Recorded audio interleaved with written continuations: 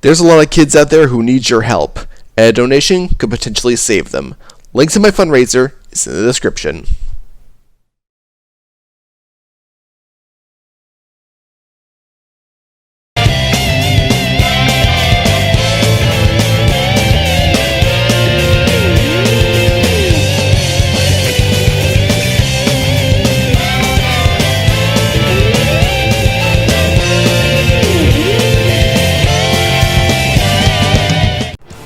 Well, this was bound to happen eventually. When Koei Tecmo started doing Warriors crossovers with different video game IPs, starting with Zelda back in 2014, I was beyond stoked, and I continued to be excited whenever they made another one, especially if it's an IP that I'm particularly fond of. In fact, I was thinking about reviewing the original Fire Emblem Warriors prior to when the topic of this video came out, but not only did I prioritize other videos, but also this other thing called life happened, and yeah. But if I can find a chance to review it, I will do so. Even though it is a shame how they've only done mass crossovers with this concept twice, I don't mind that they've begun to take the direction of expanding upon the story and lore of a single entry. The two previous times they did this, Hyrule Warriors Age of Calamity and Persona 5 Strikers, proved to be really good at looking more into what these characters would do in new scenarios, and are just fun games all around. Well, now we can add Fire Emblem Warriors 3 Hopes into that catalog. As a fan of both the original Fire Emblem Warriors and Three Houses, I was pumped when they announced this game back in the February 2022 Nintendo Direct. I mean, with how critically acclaimed Three Houses is among the game critics and the Fire Emblem community, this seemed like the most logical thing to do. So now that there's a demo up, is it something worth getting excited for? Well, yeah!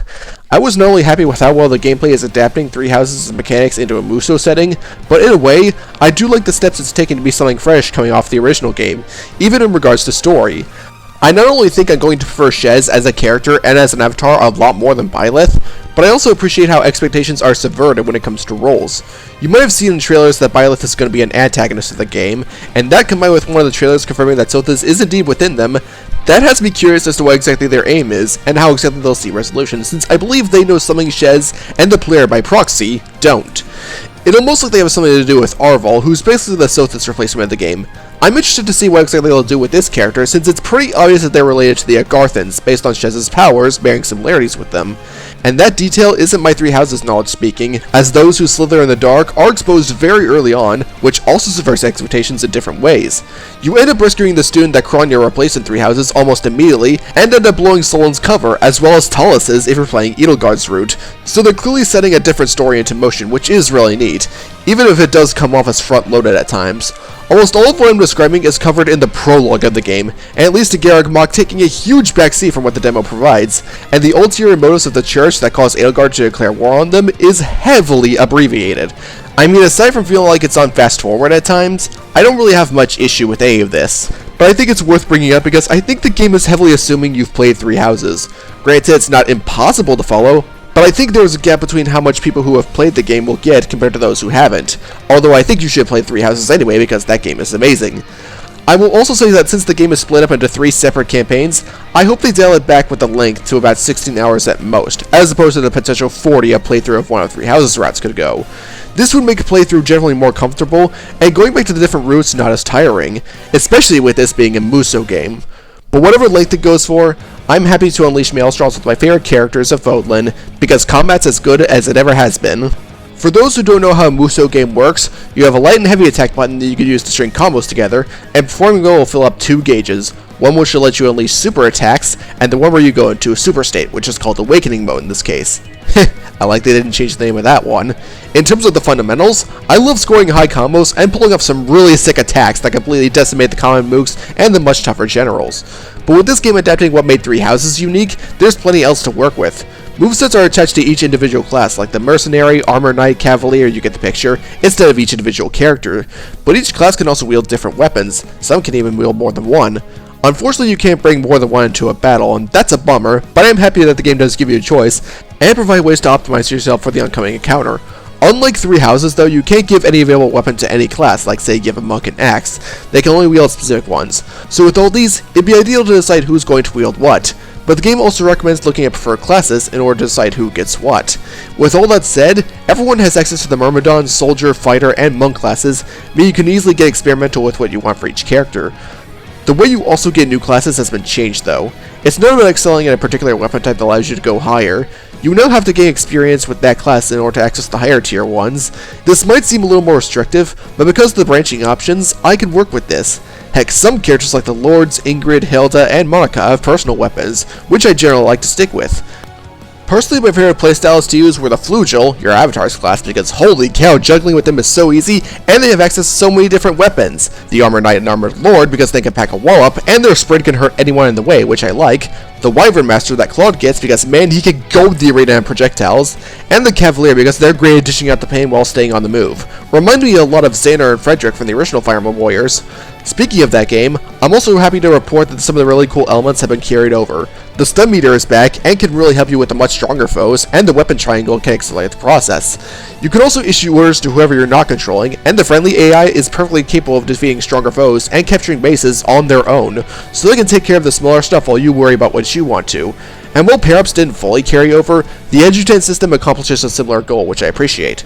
Not to mention, I think they wanted it to be closer to Three Houses. And speaking of that game, combat arts are back, and serve as a great way to further your combo, and they ravage break meters if used right. The caveat is that all your weapons have a certain durability when it comes to them, so you can't go nuts with them.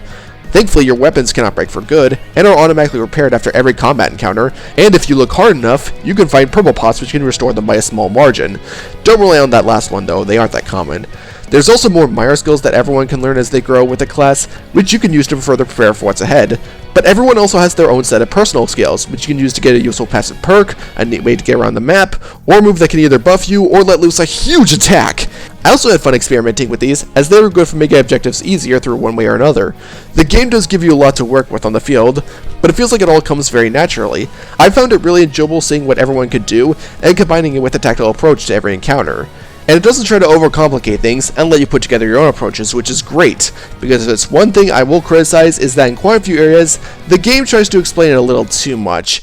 I think they put in a few too many tutorials that explain stuff you'll naturally learn about, some of which stop you in your tracks and force you to do. Now granted, none of that long or complicated, but with the amount it has, it adds up. The only time where this became an issue on the combat field was in Chapter 1, where you meet Edelgard, Dimitri, and Claude.